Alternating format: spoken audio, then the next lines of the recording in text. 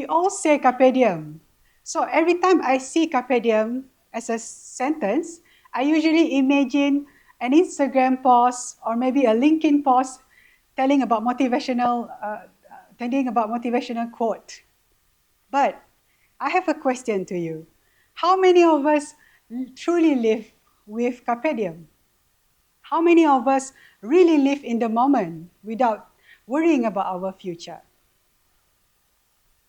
Let me take you back to 2020, where I was a final year student. It was during pandemic time where so many of us losing job, internship were cancelled, and also the interview were postponed. But somehow, a lady in front of you right now managed to get a job one semester before she graduated. Interesting, right? And fun fact, I was not coming from a privileged family. My dad was not a CEO. My mom is not rich. I'm just a nerd student that loved mathematics, working hard for the future, crafting my resume to the point that it went viral on all of the social media in Malaysia.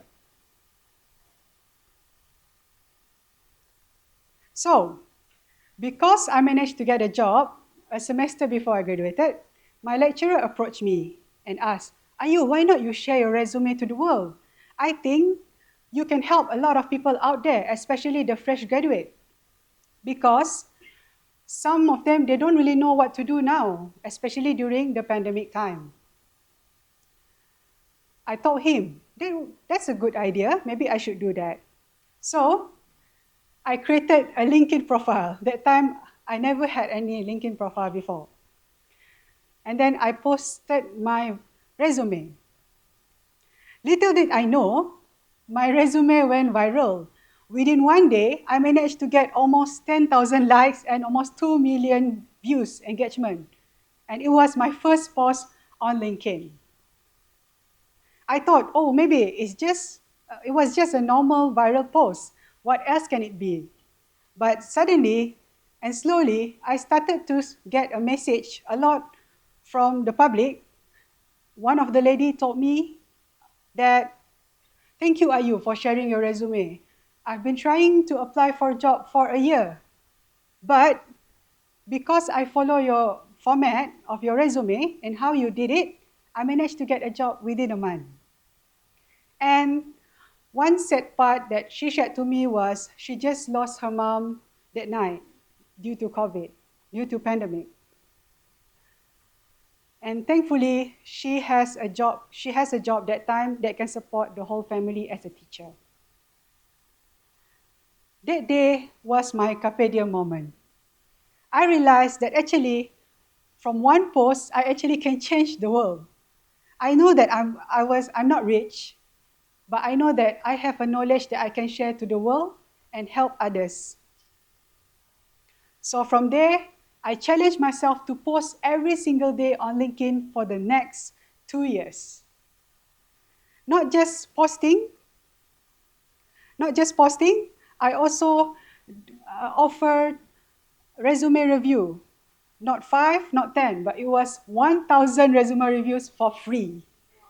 And while doing that, I'm also a full-time software engineer at oil and gas company. I'm also a PhD student. And I started to write a book for myself. So you can imagine how much time I work every day. And my best friend was, until now, coffee and also my phone.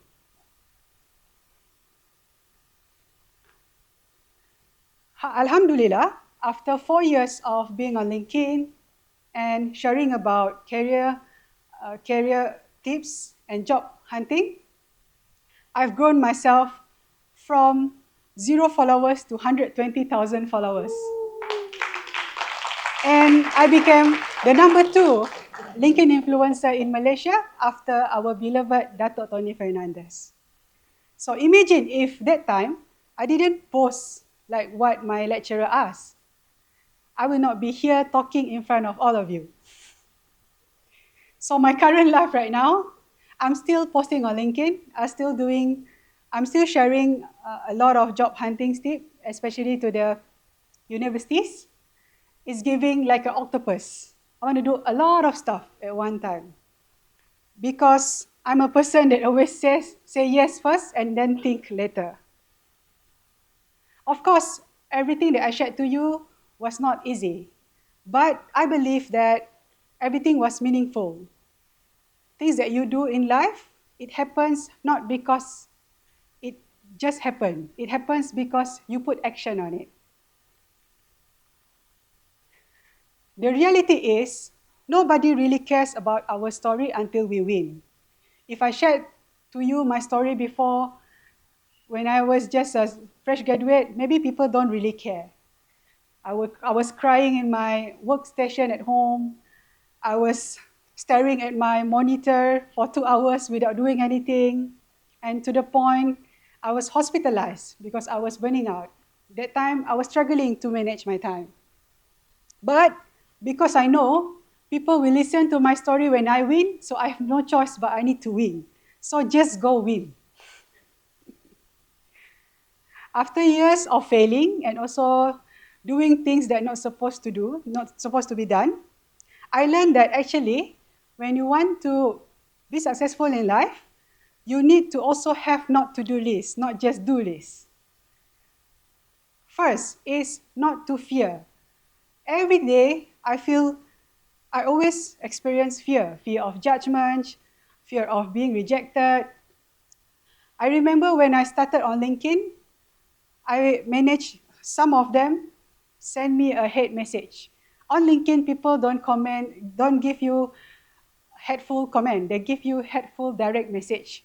They will tell me, Ayu, you're too young for this. Nobody will listen to you.